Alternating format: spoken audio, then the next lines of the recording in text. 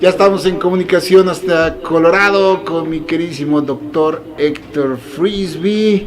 Gracias, como siempre, mi querido doctor. Le robamos tiempo al tiempo porque pues siempre el doctor anda aquí bien ocupado, pero hace espacio en su agenda para la consulta con todos ustedes. Y teníamos pendiente el tema de esto de cuando se nos derrama la bilis, como dicen las abuelitas, que en realidad el término es colecistitis. Nos ilustraba el doctor y nos habla de ello, que si los corajes, que si esto, ¿qué tanto hay de cierto con eso, mi doc? Como todos estos mitos que se van construyendo conforme a estos males y cómo atenderlos en primera instancia. Bienvenido, mi querido doc. ¿Cómo están? Buenos días, un saludo a todos. Y contestando esta pregunta, no tiene nada que ver el hacer corajes con la colecistitis. La colecistitis, acuérdense que el término itis significa inflamación y el colecisto es la vesícula. Entonces, el tener inflamación de la vesícula, la causa principal de tener inflamación de la vesícula es tener litiasis, es tener piedras en la vesícula, como lo dice la gente. Una litiasis vesicular es la causa más frecuente para tener una colecistitis. La colecistitis casi siempre es una colecistitis crónica que se va desarrollando a lo largo del tiempo, y entonces habitualmente las personas que tienen dolor abdominal, que vomitan y que tienen una impresión muy fuerte, en algunas de ellas es porque tienen colecistitis. Y entonces la colecistitis causa un trastorno de la motilidad de la vesícula, y la vesícula, normalmente lo que hace la vesícula es producir jugos biliares, es bilis, que es un líquido amarillento, y eso lo que tiene, la finalidad que tiene es para digerir las grasas, para disolver las grasas que comemos en la dieta, y entonces se digieren. El problema está en que cuando una persona tiene litiasis en la vesícula, el movimiento de la vesícula se altera, se modifica, y entonces los pacientes pueden tener secreción de bilis sin que haya comida en el estómago, porque habitualmente el estímulo para producir bilis es que llegue comida de alto contenido de grasa y proteína a partir del estómago, y eso hace que se estimule la contracción de la vesícula y la producción y la secreción de bilis. Entonces hay pacientes que ya tienen alteraciones del movimiento de la vesícula, y esto hace que se salga el jugo biliar sin que haya alimentos, sin que la persona haya comido. Y esto se presenta principalmente por litiasis, y también se presenta en pacientes que tienen alteraciones del movimiento del intestino, porque bueno, la vesícula es parte del aparato digestivo, y pacientes, por ejemplo, que tienen diabetes no controlada o algún otro tipo de enfermedades como hipotiroidismo, pacientes con obesidad, pacientes con colesterol elevado, pacientes con hipertensión, tienen trastornos de la motilidad intestinal, del movimiento del intestino, y también tienen trastornos del movimiento de la vesícula. Entonces es por eso que se puede presentar, pero no es porque se haga un coraje, es decir, ya hay una circunstancia, ya hay una enfermedad subyacente que hace que se presente la secreción anormal de jugos biliares. Entonces, la colecistitis no es otra cosa más que la inflamación de la vesícula, que está localizada en la parte derecha del abdomen, en la parte alta, incluso está cubierta todavía por las últimas costillas del lado derecho. El hígado no tiene por qué rebasar la última costilla. Si lo rebasa, eso quiere decir que está inflamado. Entonces, ahí se encuentra la vesícula biliar, así se llama, vesícula biliar, porque produce bilis, y es lo que se inflama, y es lo que causa el dolor. El dolor puede causar una irradiación del dolor, el dolor puede reflejarse hacia la espalda, es un dolor agudo, como si le estuvieran enterrando algo o clavando algo, y el dolor también se puede reflejar muchas veces hacia el hombro derecho, y eso es porque la vesícula está causando una inflamación tan importante, y la parte del diafragma que está cubriendo parte del hígado se llega a inflamar, se inflama el nervio frénico, y eso hace que se refleje el dolor en el hombro derecho. Entonces, pacientes que tienen dolor del hombro derecho, tenemos que descartar también que no tengan problemas de la vesícula. Los síntomas que presentan los pacientes que tienen colecistitis es principalmente dolor como se los estoy describiendo, y que puede reflejarse en esas partes donde les dije, hay un dolor cuando nosotros tocamos tocamos esa parte del abdomen, hay un dolor, hay una maniobra que se llama Murphy, así como Eddie Murphy, el actor, hay un signo de Murphy, y el signo de Murphy no es otra cosa más que ponemos nuestra mano en el abdomen, le pedimos al paciente que inspire, que meta mucho aire, que lo saque, y conforme va sacando el aire de los pulmones, nosotros tratamos de deslizar nuestra mano para tocar esa zona, y el paciente brinca de dolor. Eso es un signo de Murphy positivo, y es un dato clínico de colecistitis. Hay muchas personas que ya no hacen ya no conocen estos signos, porque pues prácticamente se brincan del platicar con el paciente, hacerle un ultrasonido, y entonces bueno, pues ahí se va a diagnosticar la colecistitis, ¿no? Otro de los síntomas clásicos de la colecistitis es que los pacientes tienen náusea, tienen vómito. El vómito es de contenido biliar, es un líquido amarillento verdoso, muy amargo, que causa esofagitis y causa pirosis. Pirosis es sensación de quemadura en el esófago. Y también pueden causar los pacientes que tienen una colecistitis ya muy importante, una colecistitis agudizada, colecistitis crónica agudizada, porque se estanca ahí se atora un lito, una piedrita en la salida de la bilis o cualquier tipo de complicación, empiezan a tener fiebre, tienen cuadros de fiebre muy importante. Normalmente los síntomas de la colecistitis, como les platicaba, que cuando ustedes comen la vesícula se contrae para sacar los jugos biliares, para digerir las grasas y las proteínas. Obviamente los síntomas se hacen mucho más severos después de que la gente come. Después de que la gente come les da un dolor localizado en la parte superior derecha del abdomen, un dolor agudo, como si les estuvieran enterrando un cuchillito, una aguja ahí, y eso es típico de los pacientes que tienen colecistitis crónicas. Y desde luego, pues si la comida es grasosa o es muy abundante, pues el dolor va a ser mucho mayor.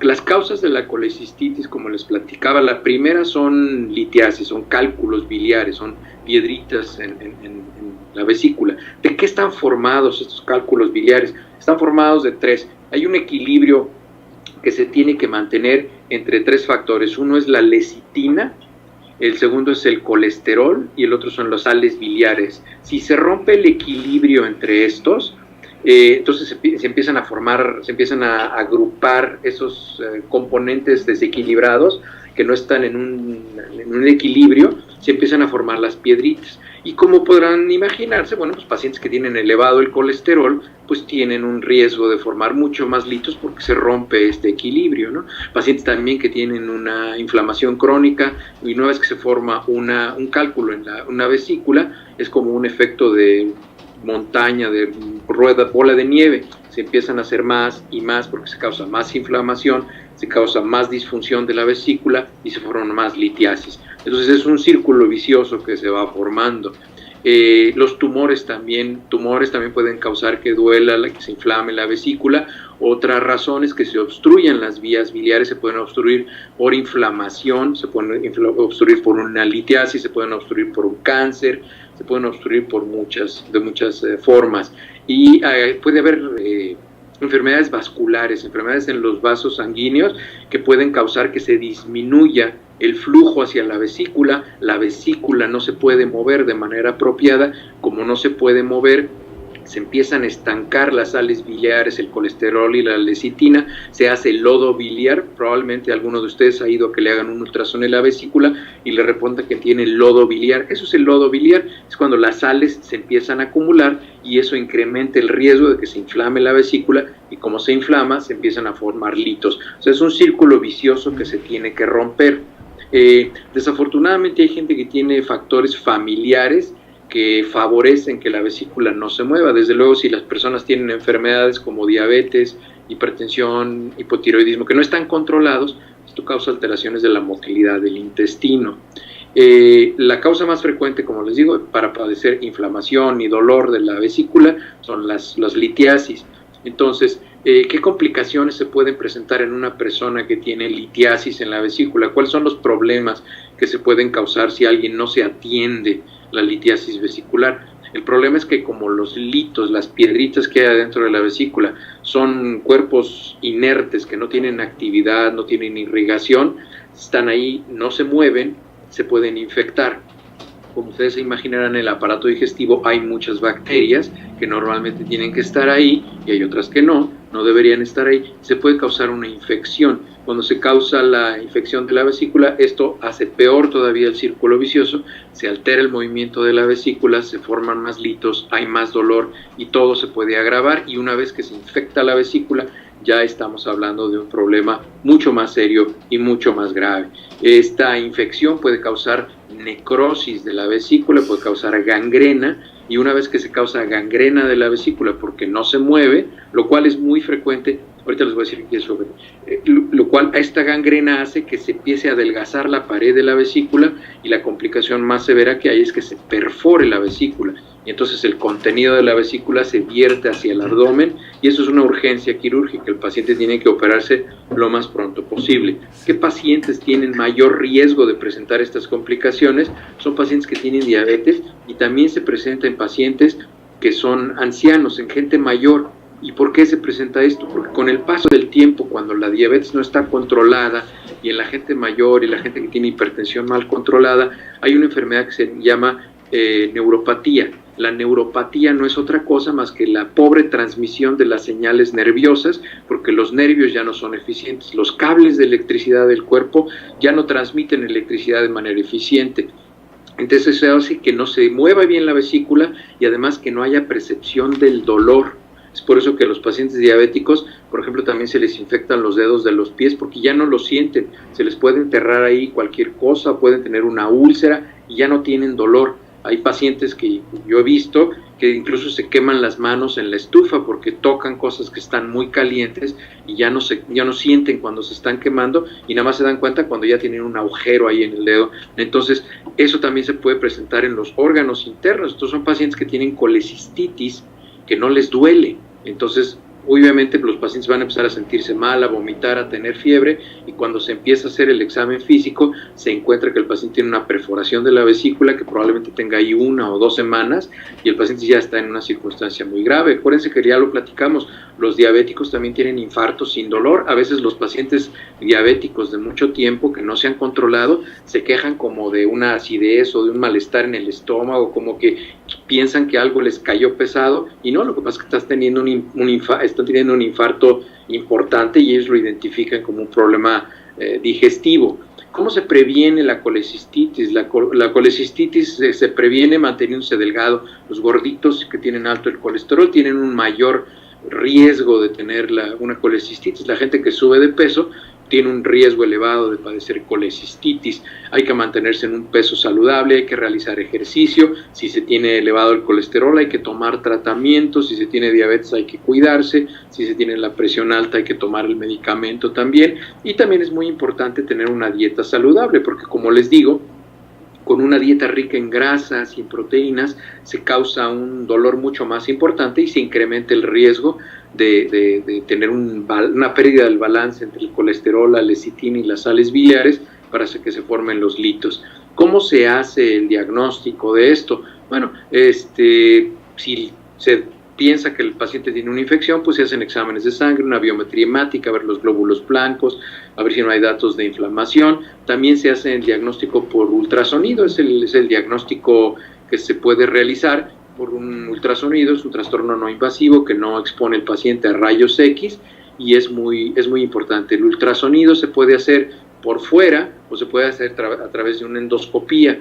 También se puede realizar una tomografía computarizada para ver la litiasis y los cálculos que están ahí en las vías biliares y la vesícula, y la tomografía nos va a dar mucho más información si es que pensamos que está complicado. Si es una colecistitis crónica no complicada, prácticamente podríamos decir que no es necesaria una tomografía, pero si se hace la tomografía se tiene un estudio mucho más detallado. Y desde luego, bueno, pues la exploración física es otro de las habilidades diagnósticas que se pueden tener, que muchas veces es lo inicial. El tratamiento de la colecistitis tiene varias aproximaciones. La inicial es el ayuno. Cuando la persona deja de comer, deja de estimular la vesícula a que se mueva, y entonces esto disminuye el dolor. El dolor no va a disminuir la litiasis, no va a disminuir otra cosa, solamente disminuye el dolor porque la vesícula deja de contraerse. El paciente se tiene que ir al hospital porque como no va a estar comiendo y el riesgo de que vomite y se deshidrate es muy alto, tiene que recibir soluciones intravenosas. También a los pacientes hay que darles antibióticos. Esta es una de las pocas enfermedades en las cuales se utilizan antibióticos, no son profilácticos, son antibióticos indicados porque ya sospechamos que hay bacterias. Nosotros sabemos qué tipos de bacterias son las más frecuentes que causan infecciones, entonces se utilizan antibióticos para disminuir la inflamación y la infección, por si se llegara a presentar una perforación, bueno, pues esto ayuda a prevenir. Se utilizan medicamentos para el dolor, desde luego, y el último recurso, que habitualmente es donde acaban los pacientes con colecistitis crónica litiásica, es decir, una inflamación de la vesícula crónica que tiene piedras, es haciendo una cirugía que habitualmente ya es una cirugía laparoscópica, ya no es una cirugía abierta, y se quita la vesícula.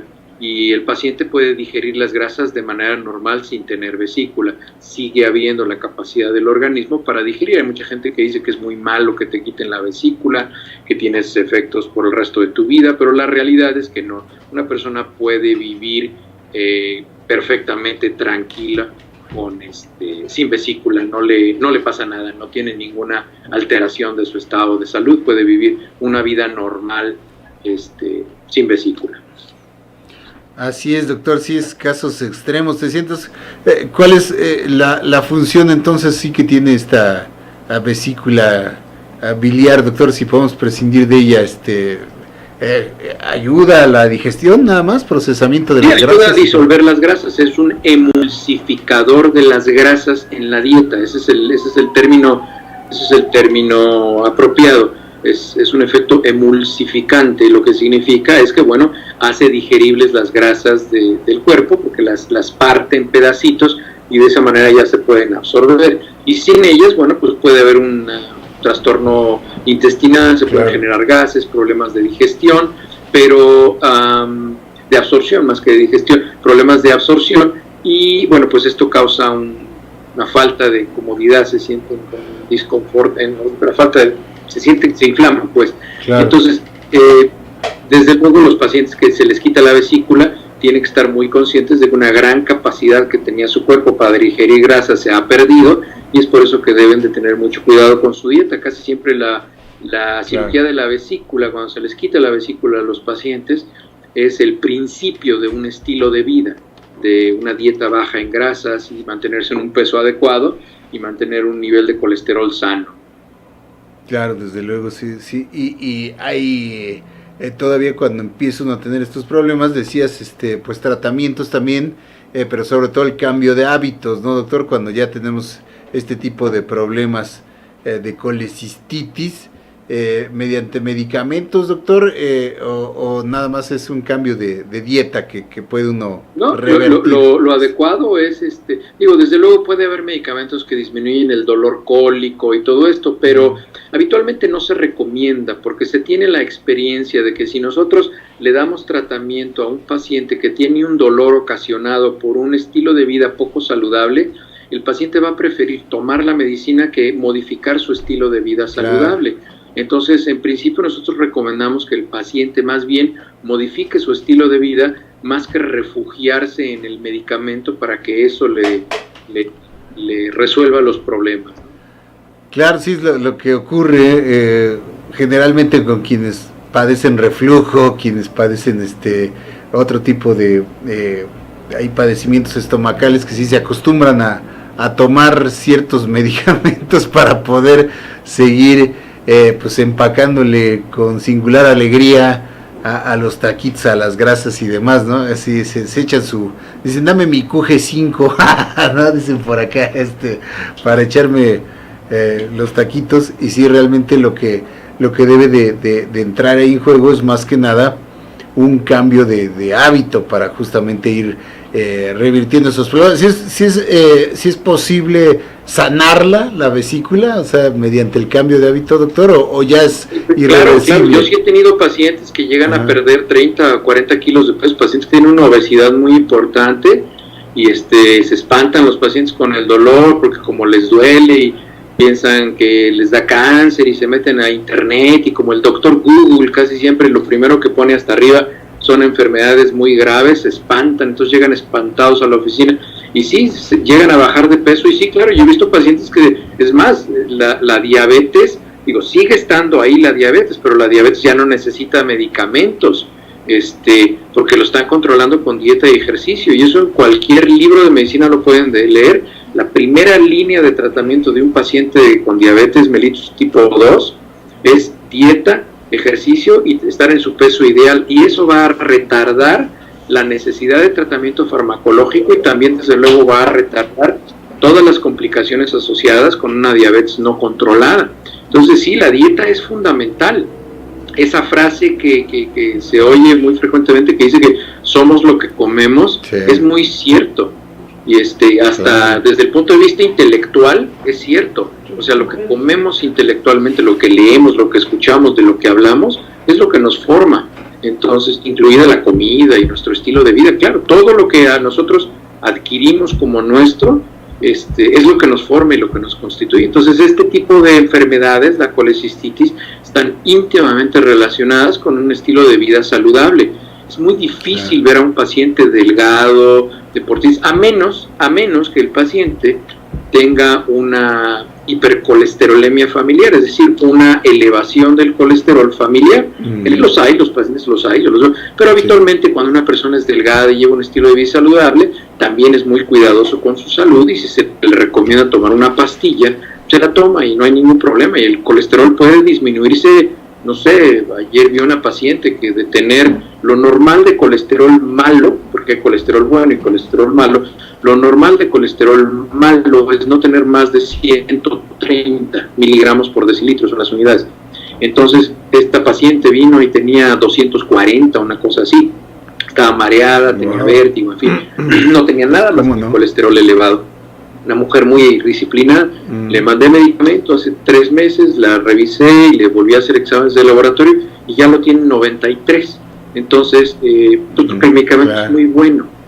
Bueno, pues ya le disminuyó, la paciente ya está saludable, y entonces, bueno, pues todos los problemas relacionados con tener alto el colesterol, que déjenme decirles, de los menos graves es tener piedritas en la vesícula, El colesterol es como tener resistola dentro de las venas, el colesterol es muy pegajoso, y por eso es que obstruye las arterias, porque se junta con las plaquetas y se junta con las células de la parte de adentro de las arterias, las células endoteliales, y hacen unas pachangas, pero de campeonato. Me engambarea. Adentro de las arterias. Qué barbaridad, doctor. Pues ahí está el tema colecistitis, ya sabe, también pues totalmente evitable, prevenible y irreversible, que es lo más importante, ¿no? De acuerdo a nuestros hábitos. Y aprovechando aquí la presencia del doctor y también siguiendo atentamente lo que él constantemente comparte, sí hay un tema que ya nos ha hablado y prevenido con la influenza estacional. Se están presentando muchos casos aquí en el país, allá también en Estados Unidos, muy recurrentes de la influenza. Estamos en una etapa crucial, doctor. Ahí tengo entendido contagios en las escuelas, ahora que regresaron de vacaciones. Hay esta alerta que no busca alarmar, sino justamente tomar las precauciones del caso, e incluso pues comentábamos ayer la muerte de este locutor que justamente pues fue un caso de una enfermedad de este tipo que desafortunadamente cuando se atendió ya era muy tarde, ¿no? Entonces, sí, apuntando sobre eso, doctor, ¿qué nos dices? Es muy importante que la gente entienda esto, que se vacune. Esa es la primera recomendación, la primera línea. Vacúnense.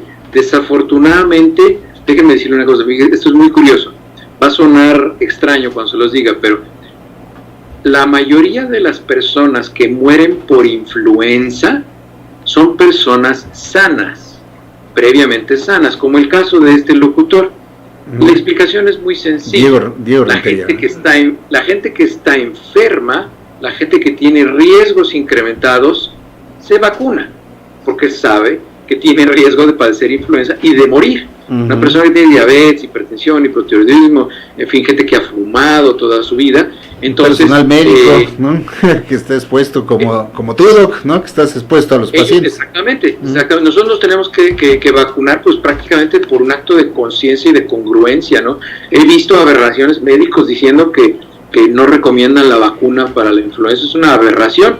Entonces, Por eso es que la gente que más frecuentemente se muere es gente saludable, porque la influenza, la gente lo confunde, la gente piensa que la influenza es una gripota, es una gripa bien dura, o la gente dice que me dio el flu, me dio la influenza, y siempre que me pongo la vacuna de la influenza me da. No, probablemente les dio una gripa, probablemente haya una exacerbación de la respuesta inmunológica como efecto de construir anticuerpos contra el virus, en fin. Pero la influenza es una enfermedad sistémica que ataca todos los órganos, que da una fiebre incontrolable, que distrae de tal manera el sistema inmunológico que las enfermedades y las infecciones secundarias incrementan su frecuencia de manera muy importante, y además demanda un sobretrabajo de muchos órganos, incluyendo el corazón, los pulmones, los riñones, incluso el sistema nervioso central, y puede causar un nivel de estrés en esos órganos que causen una pérdida de la función normal de los órganos. Entonces, la influenza no es una gripota.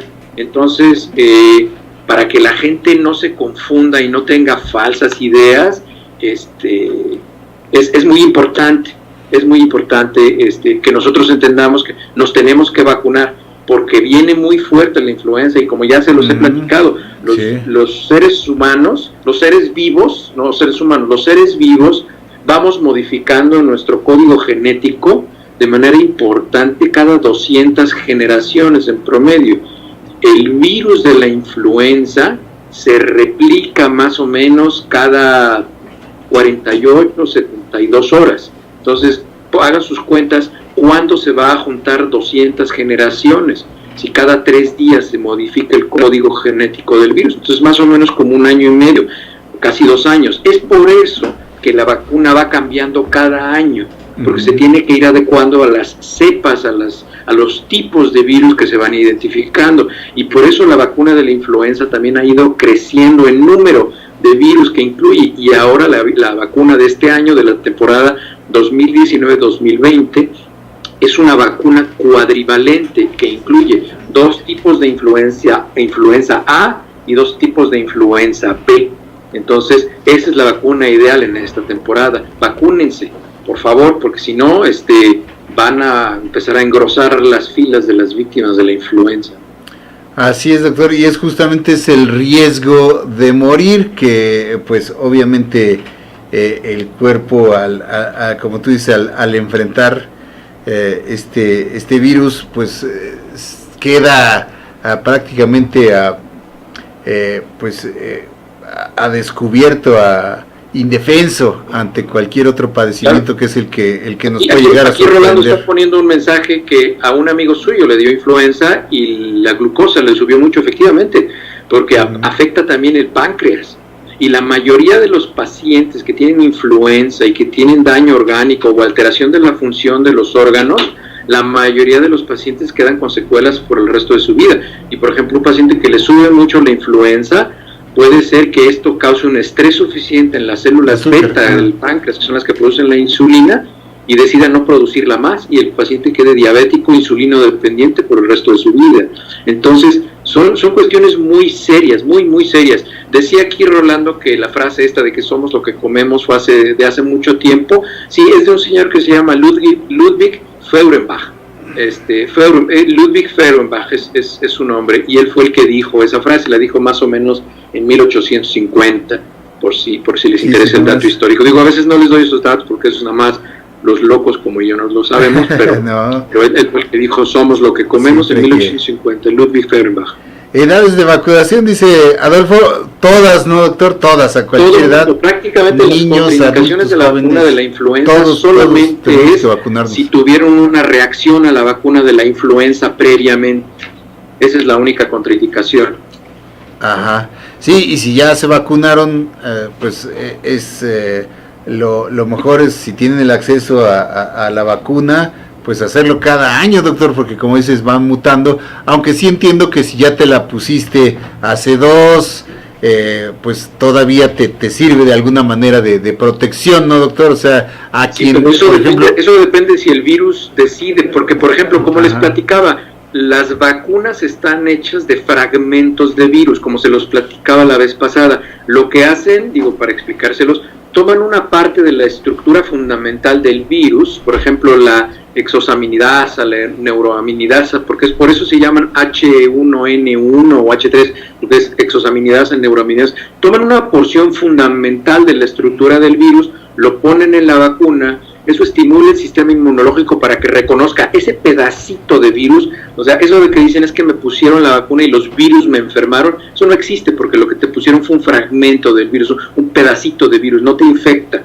Eso lo único que hace es que estimula tu sistema inmunológico para que cuando el verdadero virus entre a tu cuerpo, le arranques el parabrisas, por ejemplo, por decirlo de manera gráfica, le arranques el parabrisas y entonces el sistema inmunológico se pueda meter al virus, atacarlo y destruirlo. Entonces eso es lo que hacen las vacunas, pero imagínate que al año siguiente el virus logra mutar de manera tal que ya no trae ese parabrisas, ya trae otro.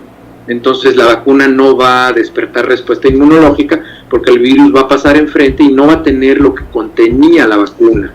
Entonces, por eso es que hay que estarse vacunando repetidamente. Así es, de preferencia. Sí, dice Adolfo que le dijo un médico que como no era niño ni adulto mayor no la necesitaba. Bueno, es que... doctor.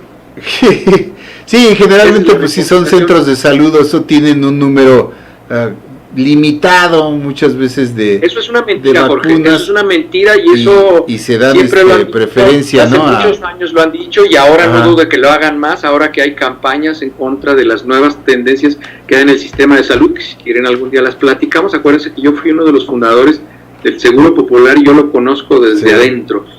Las vacunas en México siempre se los he dicho, México es uno de los países del mundo que tiene de los mejores esquemas de vacunación y en México siempre ha habido vacunas. Probablemente se acaben de un día para otro, pero al día siguiente les llegan. Cuando los hospitales, yo me acuerdo, cuando yo le hacía solicitud a la Secretaría de Salud de vacunas, hacen un envío a través de la noche y te llega al día siguiente. Eso de que no hay medicina y todas estas cosas, eso requiere una conversación mucho más prolongada, porque respecto a las vacunas en particular, eso de que no hay no es cierto. Lo que pasa es que a veces hay, desafortunadamente, como se los digo, médicos, enfermeras, personal de salud que no creen en las vacunas. O sea, yo he conocido pediatras que dicen que no creen en las vacunas, que no vacunan a sus hijos.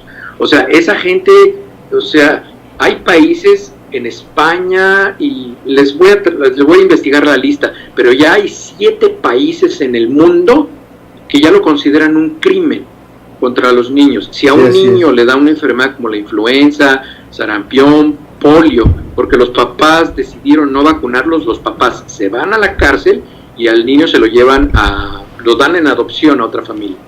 Sí, así es. Bueno, incluso hay mensajes, sí, a veces de la propia autoridad de salud que sí ponderan, doctor, el tema a mujeres embarazadas, a personas con padecimientos en vías respiratorias, a personal de salud o adultos mayores en el tema de las vacunas. Sí, en el caso, como tú dices, si llega uno al centro de salud y hay una fila de 50 personas, obviamente a los jóvenes sí los abren, ¿no? O sea, sí les dicen, no, ¿sabes qué? Pues deja que pase el señor, la señora que está embarazada, el viejito, el niño, etcétera.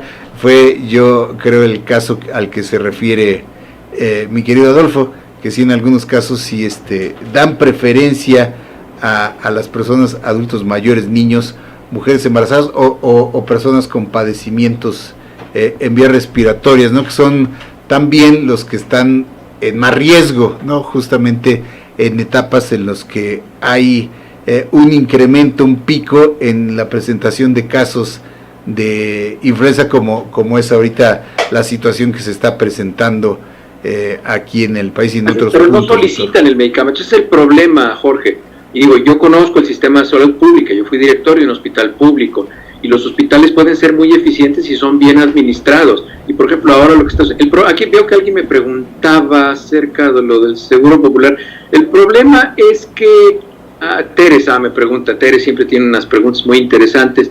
El Seguro Popular no era otra cosa más que un sistema de administración de dinero. La atención médica no es responsabilidad ni del Seguro Popular, ni del ahora el nuevo, que no sé ni cómo se llama. es un sistema de administración de dinero que le da dinero a los estados para que administren servicios de salud.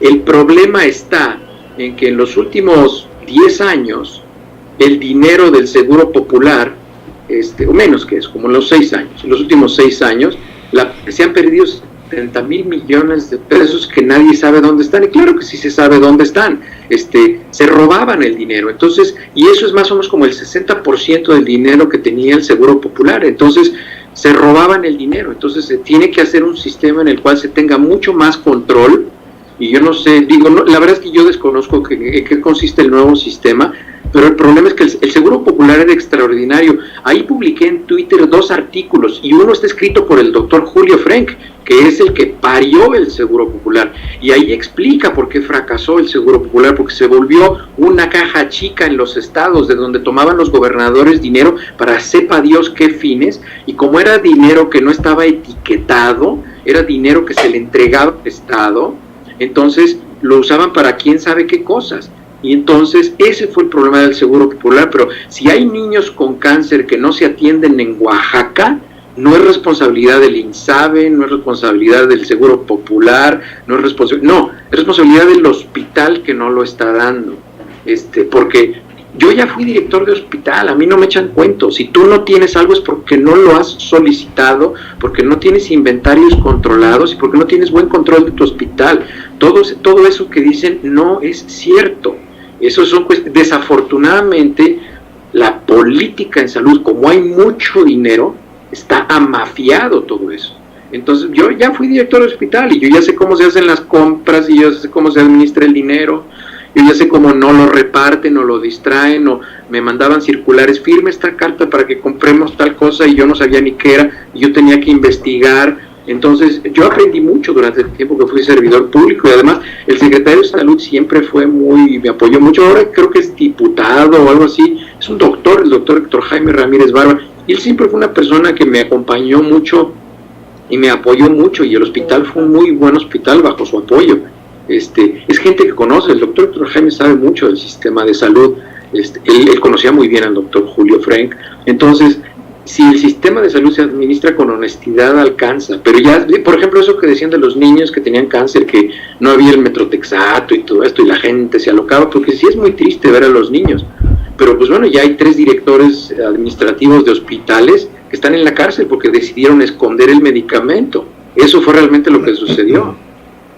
Porque no sabemos cuánto dinero hay por debajo de la mesa. Pues hay 70 mil millones de pesos perdidos. Y pues no se va a saber nunca dónde está ese dinero, porque no hay manera de rastrearlo.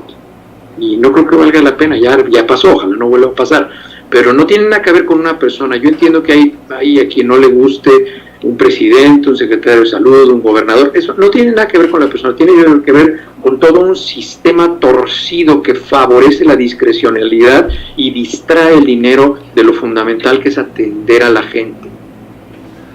Pues ahí está, mi doc, si tiene posibilidad, si encuentra vacuna contra la influenza, pídala, póngasela, y si tiene la posibilidad, pues cómprela, porque también hay que tiene la posibilidad de comprarla. No, hay una institución de salud que están obligados a proporcionar vacunas. No es nada barata, Anúncienlo, pongan una queja, pero en un caso específico, y digan en qué hospital y quién les dijo que no había vacuna. Porque muchas veces puede ser alguien que tenga una aversión que quiere quedar a hacer mal al director, porque a mí me pasó como director de hospital, a la gente le decían unas aberraciones en los consultorios, porque yo no les caía bien, porque yo era muy estricto y era muy demandante con el hospital, y la gente a veces le decía cosas a la gente para echármela a andar, y se iban a quejar a la dirección. El problema es que mi puerta siempre estuvo abierta, y yo recibía la puerta personalmente. Y más de 50 veces me tocó mandar llamar al doctor, a la enfermera, al policía, que les habían dicho alguna aberración. A ver, repítele lo que le dijiste a la señora. No, yo no le dije nada. Entonces, es un problema mucho más complejo de lo que parece. Y si de verdad nos interesa, sí, nos sentamos, lo analizamos, y seguramente hay cosas que se están haciendo bien, seguramente hay cosas que se pueden hacer mejor, pero no es que no haya medicinas, que no alcance el dinero. Hay muchísimo dinero, muchísimo. yo recibía felicitaciones de hospitales de Canadá cuando yo estaba en el hospital en México, por los logros en salud que teníamos. Mientras fui director, la mortalidad materna fue de 0 en el hospital. En fin, hay capacidad de hacer las cosas bien. Hay capacidad de hacer las cosas bien, pero desafortunadamente a veces los seres humanos se nos tuercen los canales. Pues ahí está, mi querido Doc, vacúnese contra la influenza y pues tenga cuidado también, medidas de protección, ya sabe, para evitar los contagios y estar al pendiente pues de los niños en la escuela, los adultos mayores y también las personas que están en riesgo para al menor síntoma, pues acudir al médico y no autorrecetarse, porque sí, no es una gripa, no hay que tomarse un antigripal, no hay que tomarse estos medicamentos comerciales, hay que acudir al médico, sobre todo en esta etapa de riesgo de este padecimiento estacional. Muchas gracias, Doc, como siempre. De nada, más contesto aquí 2 preguntas. Me hace Rolando una pregunta: si un paciente llega con miembro infectado, ¿se le amputa o se busca limpiarlo? Depende, Rolando. Podemos hablar casos específicos, si quieren, mándale el caso a Jorge, que sin nombre, desde luego, mándale la edad, qué enfermedades tenía, yo lo reviso y yo te digo cuál es mi opinión. Con muchísimo gusto lo hago, y podemos hablar de casos clínicos particulares de manera anónima, con mucho gusto lo hago. Y también para lo que dice aquí Renos Life Adolfo, dice: no puedo creer que alguien no lo quisiera. No, pues sí había gente que no me quisiera porque yo les quitaba el negocio de las manos. Algún día les voy a contar historias de corrupción en los hospitales, pero bajo el título, como diría el afamado escritor Héctor Aguilar Camín, mi tocayo: todos los personajes son imaginarios, incluidos los reales. Muy bien, Doc. Pues muchas gracias.